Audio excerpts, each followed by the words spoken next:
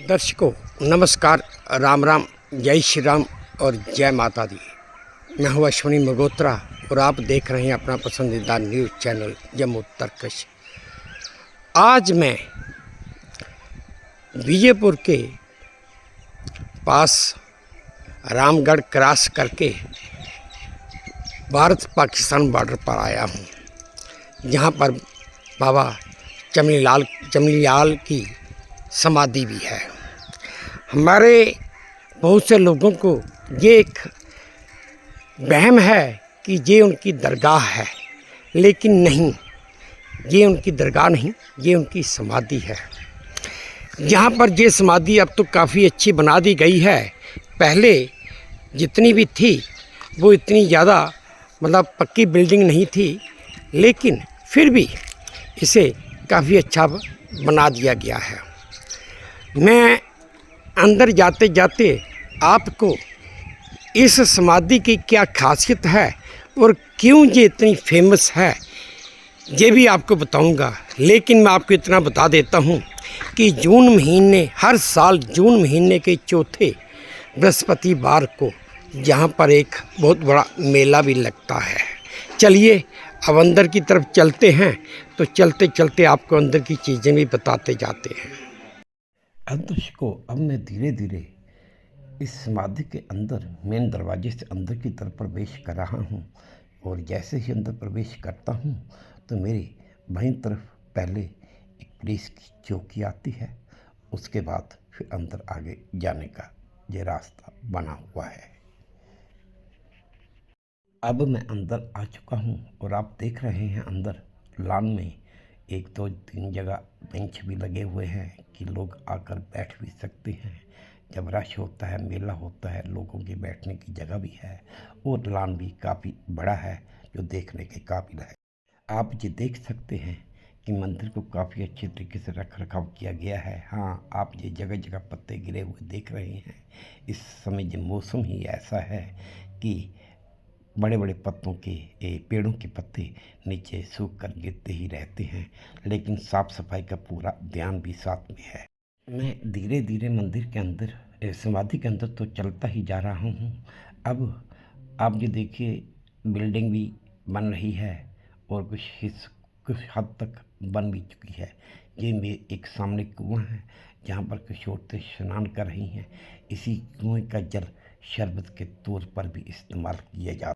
अब आप जिस सामने से एक आदमी आता हुआ देख रहे हैं, जिसने अपने पूरे शरीर पर शक्कर लगा के रखी है, यानी किसी तरह का कोई चर्म रोग है, ये शक्कर लगा हुई है, सूख गई है। अब जब नहाएगा तो उसके बाद इसका चर्म रोग भी ठीक हो जाएगा। दर्शकों, अब मैं आपको बाबा चमनीलाल की समाधि के अंदर लिए जा रहा हूँ। ये बाहर भी एक समाधि बनाई हुई है, लेकिन जो इनकी मेन समाधि है वो अंदर है। उसको ये दिन में स्नान वगैरह भी करवाते हैं और पूजा पाठ तो होता ही है। तो चलिए दर्शकों, अब हम अंदर की तरफ चलते हैं। अब हम बिल्कुल दरवाजे के सामने आ चुके हैं और सीढ़ियाँ चढ़ के अब हम अंदर जाने की कोशिश कर रहे हैं। अंदर आ चुके हैं हम, और जहाँ पर आप देख सकते हैं ये उनकी समाधि बनी हुई है। कहते हैं कि 300-350 साल पहले जब इनकी हत्या की गई थी, इनका असली नाम तो दलीप सिंह मनहास था, और जब इनकी हत्या की गई थी तो इनकी हत्या पाकिस्तान के एक सैदावाला गांव में हुई थी। और उस समय जिस घोड़े पर सवार थे जिन्होंने इनकी हत्या की थी, इनका सर उन्होंने धड़ से अलग कर दिया था। इनका सर उसी सैदावाला गांव में गिर गया, लेकिन जिस घोड़े पर ये सवार थे वो घोड़ा इनका धड़ लेकर जहाँ तक आ गया, और उनका धड़, दलीप सिंह जी का धड़ जहाँ पर आके गिरा था, इसलिए इनकी जहाँ पर समाधि बनाई गई थी।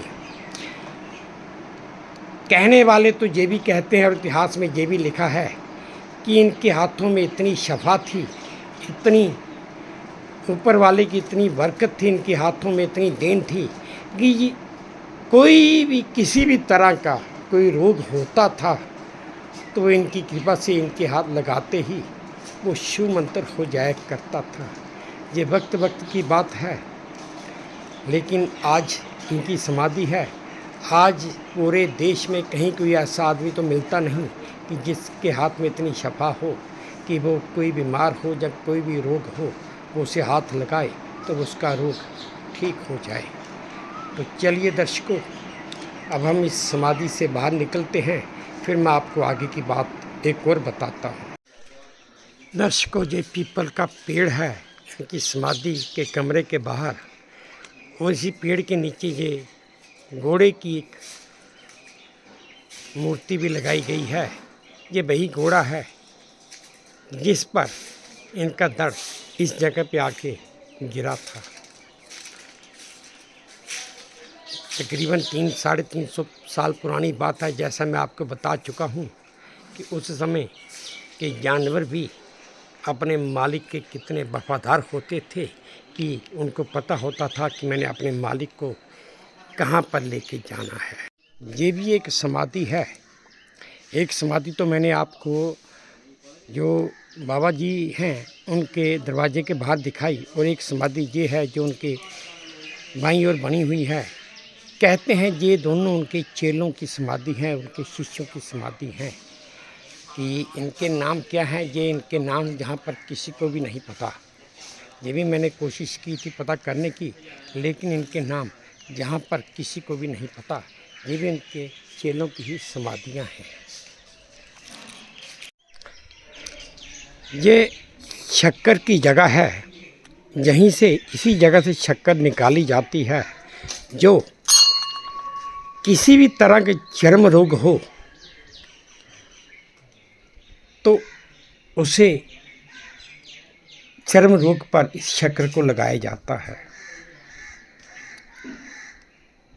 आज की तारीख में भी बेशक स्किन स्पेशलिस्ट डॉक्टर हैं, लेकिन इस शक्कर की मान्यता और विश्वास इतना है कि किसी को भी किसी तरह का भी चर्म रोग है, वो ये शक्कर लगाकर जब वो नहाता है उसका चर्म रोग ठीक हो जाता है।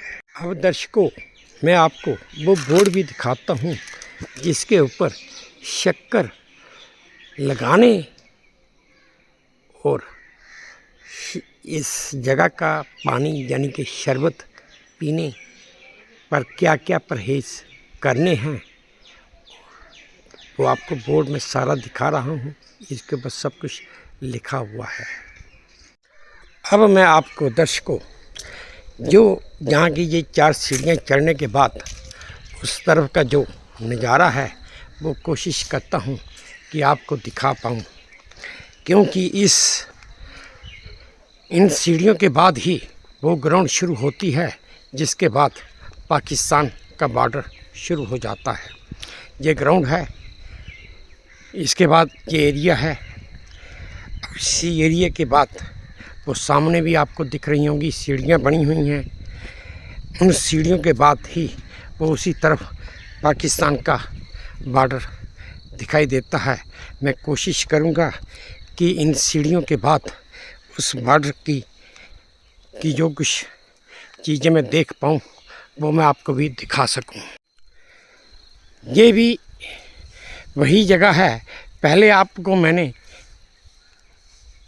शक्कर का कुआं दिखाया, अब ये वो जगह है जहाँ पर से शक्कर निकाली जाती है और उस कुएं में भर कर रख दी जाती है, ताकि जिसको जितनी ज़रूरत हो वो ले जा सके। बाकी मान्यता हर जगह की होती है, लेकिन इनकी मान्यता बहुत ही ज़्यादा है। मैं इस बारे में ज़्यादा कुछ और बयान तो नहीं कर सकता। हाँ, जहाँ पर मुझे इस समय जो लोकल कमेटी बनी हुई है उसके प्रधान जो बिल्लू चौधरी जी हैं वो भी मिले हैं।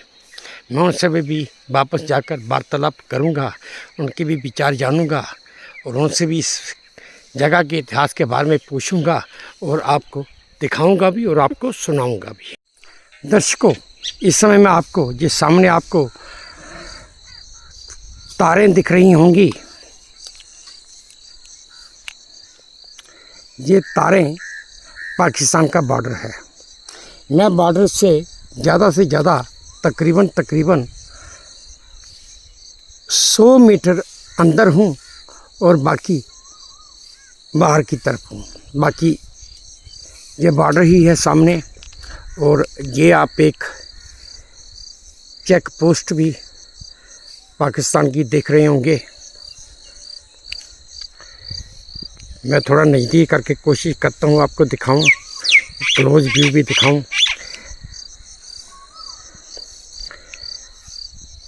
ये समय में मतलब कि अगर आप समझ पाएँ तो मैं इंडिया भारत पाकिस्तान के बॉर्डर से सिर्फ महज 100 मीटर अंदर हूँ।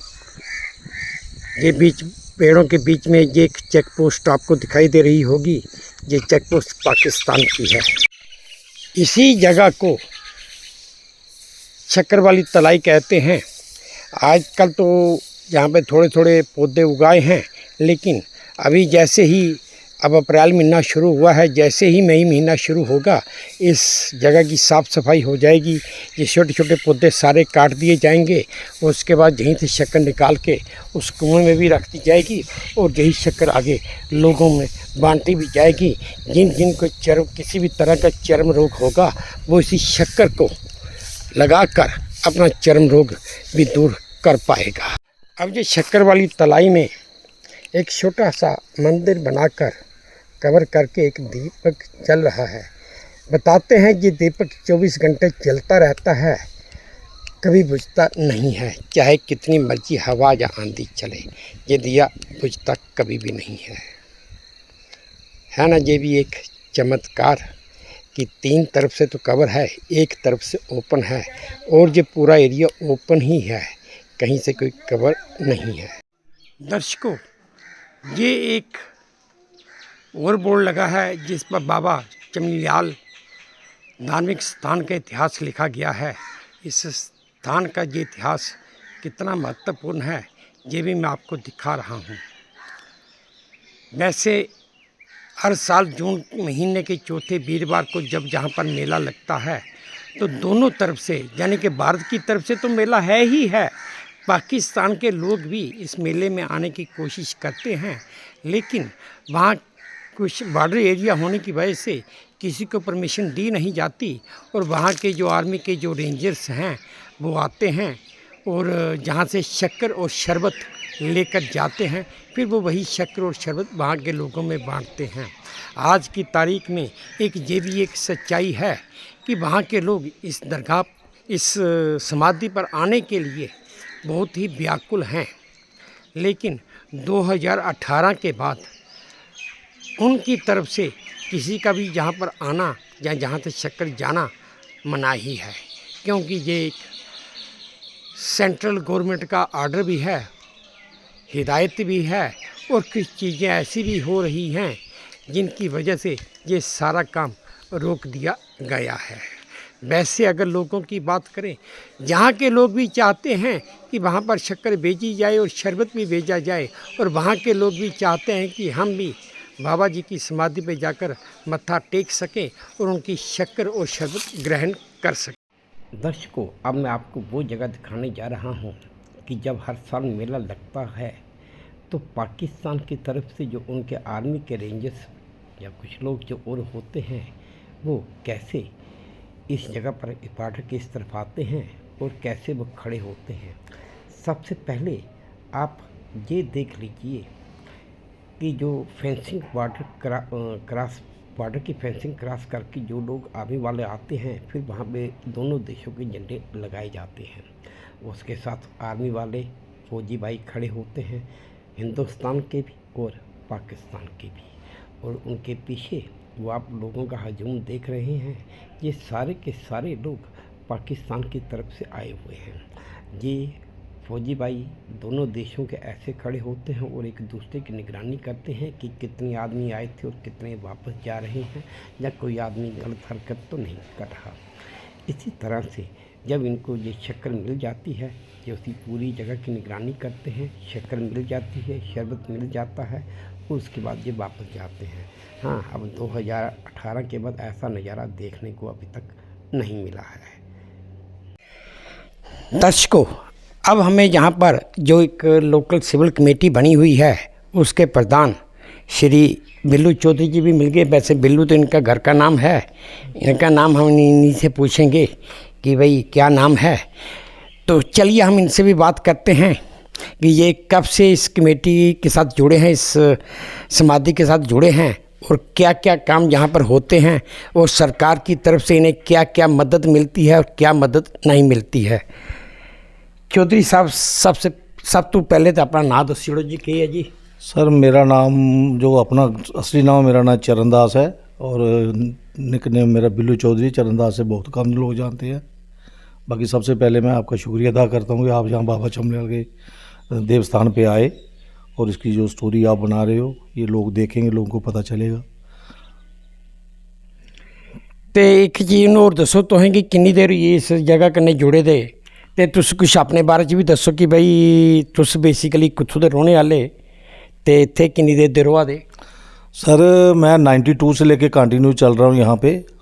गांव की हमारी कमेटी है, गांव दग शनि की, कागजों में उसका भी शनि फतवाल नाम है। तो 92 से लेके मैं इसी बाबा के चरणों में लगा हूँ। और गांव हमारा दग शनि है। पिछला जो गांव था हमारा शम सेक्टर में भरमला था। तो जब ये 65 में हमारे बुज़ुर्ग आए हैं, जो हमारे दादा थे वो आए हैं, तो उन्होंने आके यहाँ इस जगह को जो पहले बताते हैं कि 47 से पहले तो यहाँ आबादी हमारी कम थी, कम के ना के बराबर थी। कुछ गांव थे पीछे जो थे, आनंदपुर हो गया, अबताल हो गया, ये गांव, और यहाँ सारी हमारे पड़ोसी मुल्क जो पाकिस्तान है मोमडन आबादी थी। तो तब भी बताते हैं कि ये मेला उस टाइम भी लगता, क्योंकि मैंने उनके यूट्यूब पे काफ़ी देखे प्रोग्राम देखे हैं मैं पाकिस्तान के भी। तो 47 से पहले भी मेला लगता था, तब इतना ज़्यादा धूम धड़के वाला नहीं लगता था। और जैसे हमारा गांव यहाँ 65 में आया, जो आज जितनी आप डेवलपमेंट देख रहे हो, ये हमारे बुज़ुर्गों की देन है। आगे हमारे पिताजी लोग जो थे हमारे पापा जी की उम्र के, तो उन्होंने जिसका सारा काम वाम चलाया, उसके आगे अब हम हैं।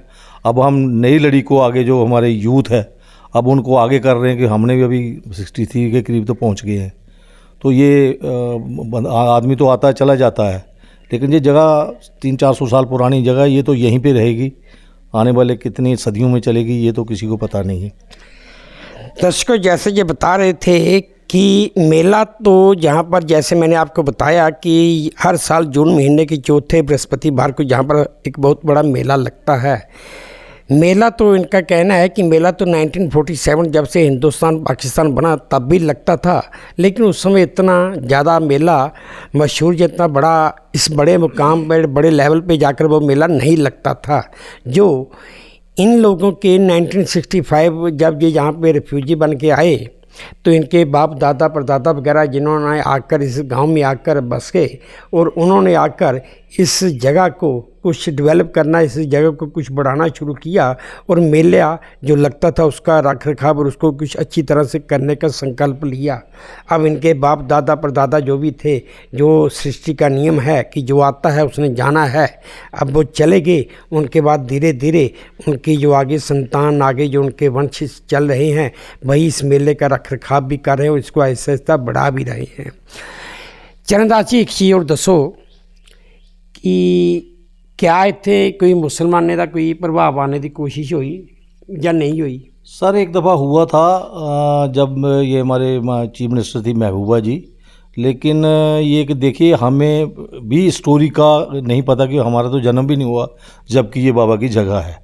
जो स्टोरी लिखी गई है, जो कागजों में है, वो यहाँ पे दलीप सिंह मनास ये राजपूत बरादरी के हैं, ठीक है, ये हिंदू बरादरी से जुड़े हैं। लेकिन जब ये जगह बनी है, जो हमारे दादा बताते हैं, जब वो आए यहाँ पे, तो जो छोटी सी है कि जैसे अभी उसकी समाधि कहते हैं, हम तो मतलब दरबार कहते हैं। जब से हमने देख रहे हैं, जहाँ हमारे बुज़ुर्ग देख रहे हैं यहाँ पे इसकी, क्योंकि जो मुंडन की जगह होती है उसमें आरती नहीं होती है, तो ये शुरू से लेके यहाँ पंडित लोग बैठते थे। पहले हमारी फोर्स के पास था, पहले बताते हैं पंजाब पुलिस थी यहाँ पे, फिर राजस्थान पुलिस आई, वो 69 में कन्वर्ट हुई तो BSF बन गई। तो तब से लेके जब बीएसएफ के अंडर ही था, जो बीएसएफ का कमांडर यहाँ होता था उसी के अंडर था इसका पूरा जो हिसाब किताब है। बाकी हमारे गांव के जैसे हमारे दादा थे, उसके बाद हमारे पिता लोग थे, मिलजुल के ये सारे इकट्ठा फोर्स के साथ मेला लगाते थे। उस टाइम हमारी सिविल एडमिनिस्ट्रेशन भी इतना रोल नहीं अदा करती थी। और आजकल मैं मुबारक दूंगा अपनी सिविल एडमिनिस्ट्रेशन को, खासकर मैं सांबा डीसी को, कि हमें जो भी ज़रूरत पड़ती है, जो काम भी हमें कराना होता है, हम एक लेटर लेके जाते हैं उनके पास, चाहे किसी भी अधिकारी के, जम्मू भी किसी अधिकारी के पास चले जाएं कि हमें ये मांग है, हमारी ये डिमांड है यहाँ पे, तो एडमिनिस्ट्रेशन पूरी हमारी डिमांड करती है। तो इसके साथ साथ मतलब जो यहाँ पे हमारा जो लंगर चलता है वो हम बिना पैसे के, किसी से कोई पैसा चार्ज नहीं करते हैं, जिसका मतलब जो भी राशन वगैरह रामगढ़ हमारे जो तहसीलदार साहब हैं मेन वो हैं, कुछ पावरे उनके पास हैं कि इतने पैसे वो लगा सकते हैं।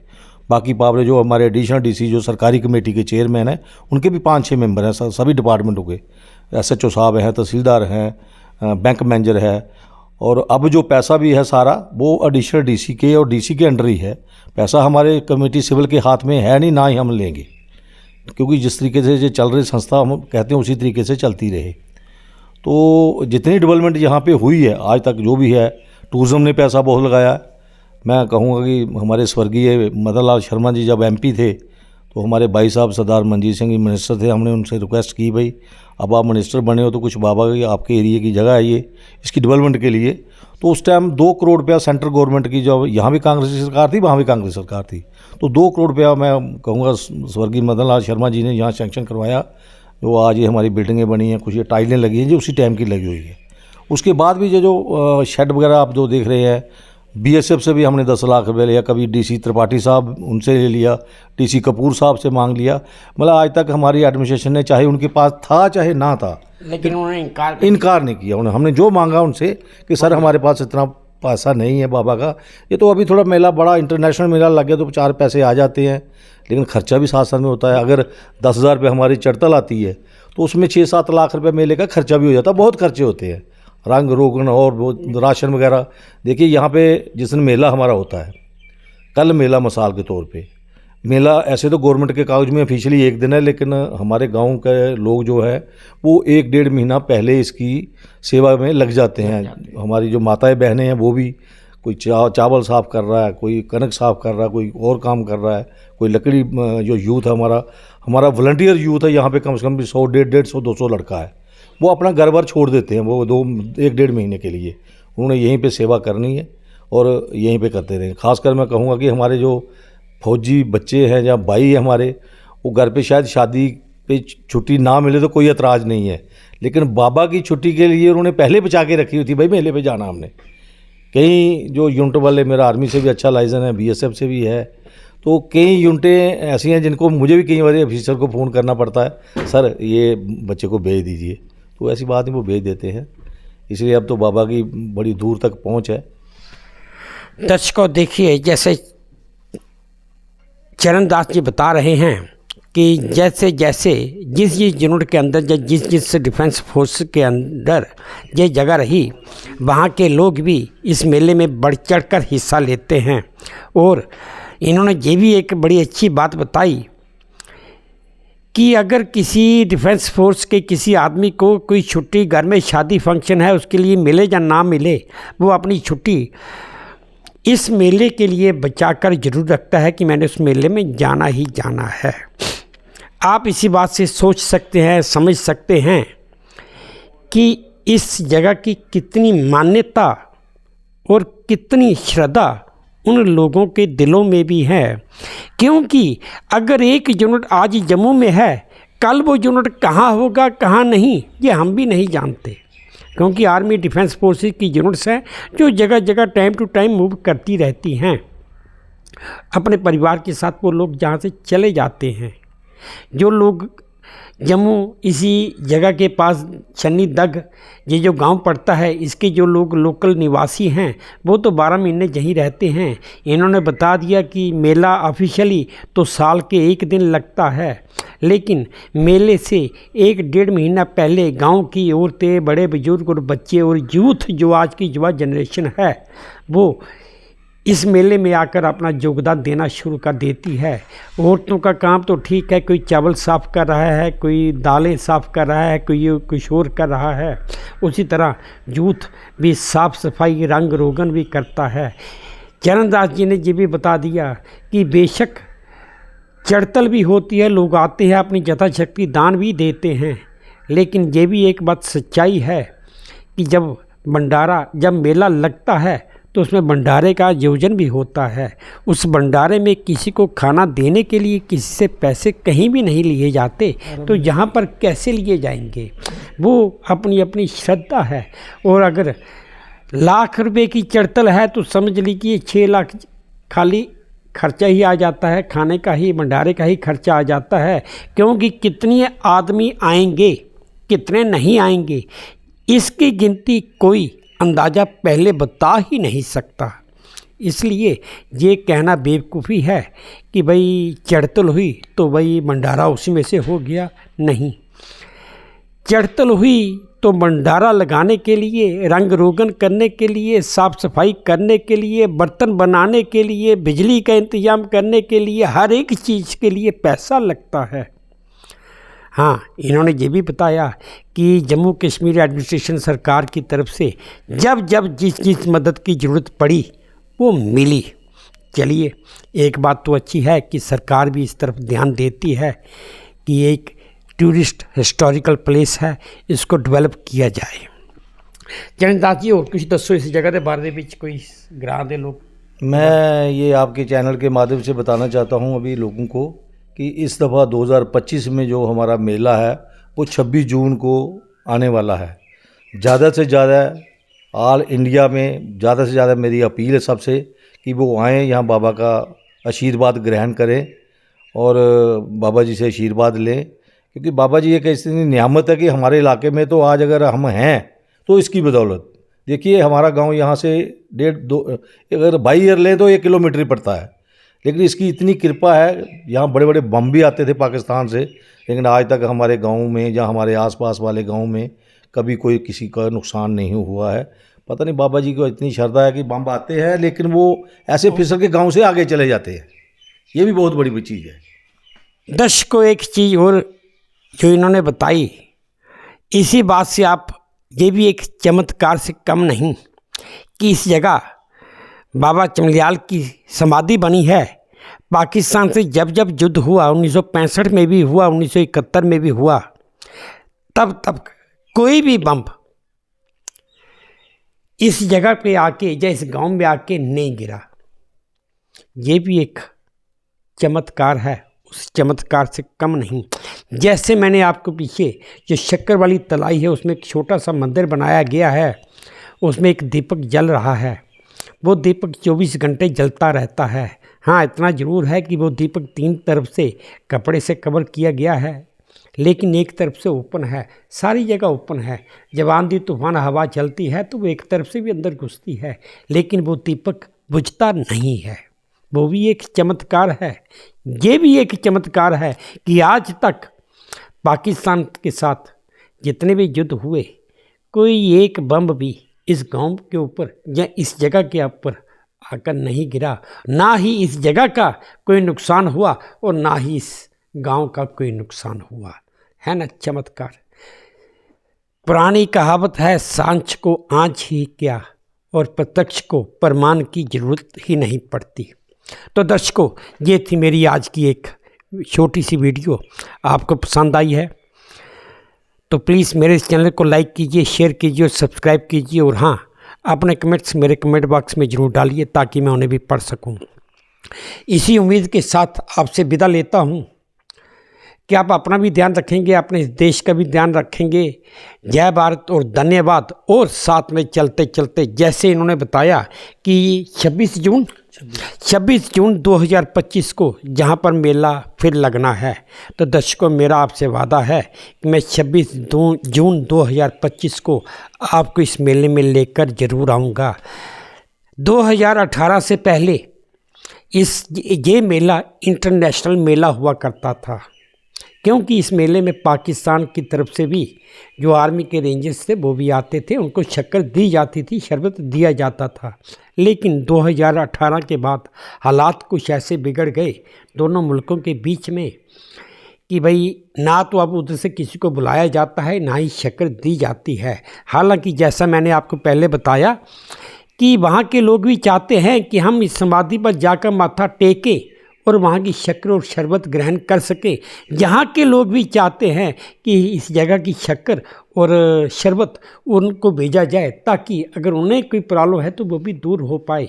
लेकिन चलिए, ये एक सरकार का आदेश है, जहाँ दो मुल्कों की आपस की कारस्तानी है या दास्तान है, उसमें हम सिविल लोग कोई दखलंदाज नहीं कर सकते। तो चलिए दोस्तों, नमस्कार।